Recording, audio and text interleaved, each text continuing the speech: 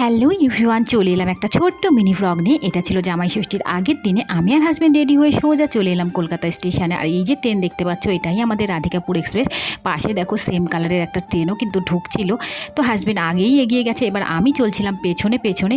খানিকক্ষণ বাদে কিন্তু আমরা S3-তে চলে এসেছি। আর সামনে যে মহিলাটাকে দেখতে পাচ্ছ, হঠাৎ করে ওনার চুলের সাথে আমার ব্যাগের চেন আটকে যায়। সে একটা বিচ্ছিরি কাণ্ড। যাই হোক, কোনোভাবে ভালো মতো খুলে নিয়েছি। এরপরে আমরা বসেও পড়েছি আমাদের সিটে। আর ট্রেন কিন্তু কলকাতা স্টেশনকে টাটা করে ছেড়ে দিয়েছে।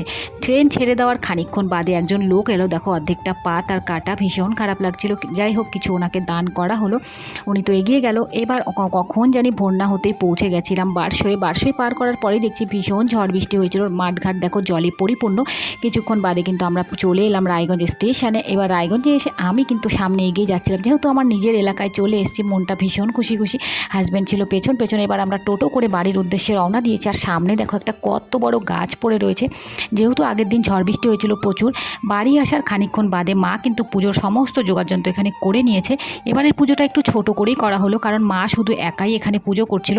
আর বাবা কিন্তু পুজোটা করে দিচ্ছিল। বাবা কিন্তু বসে পড়েছে পুজোতে। আর খুব ছোটোখাটো করেই কিন্তু এবারে আমাদের জামাই ষষ্ঠীটা হয়েছে, খুব বেশি আয়োজন হয়নি। মা দেখো এত ব্যস্ত ছিল, তার মধ্যে কোনো মতো একটু অঞ্জলি দিয়ে মা কিন্তু আমাদের এবার ষষ্ঠী সুতো পরিয়ে দেয়। মায়ের অঞ্জলি তো কমপ্লিট, আমরা এবার সুতো পরে নিচ্ছিলাম। আর রোদ গরমে বাইরে আর সুতো পরতে পারিনি, এই জন্য ঘরেই বসেছি। তো প্রথমেই মা জামাইকে কিন্তু মায়ের জামাইকে পরিয়ে দিচ্ছিল। যাই হোক, জামাইয়ের সুতো পরা তো কমপ্লিট। এবার পরিয়ে দেবে মা তার মেয়েকে, মানে আমাকে তো দেখো পরিয়ে দিল। আর ভাইরা সবাই ব্যস্ত ছিল, সেজন্য ভাইরা পরে পড়েছে, সেই ভিডিও আর নেওয়া হয়নি। এবার ভাইজি বলছিল, পিসি আমাকে একটু পরিয়ে দাও।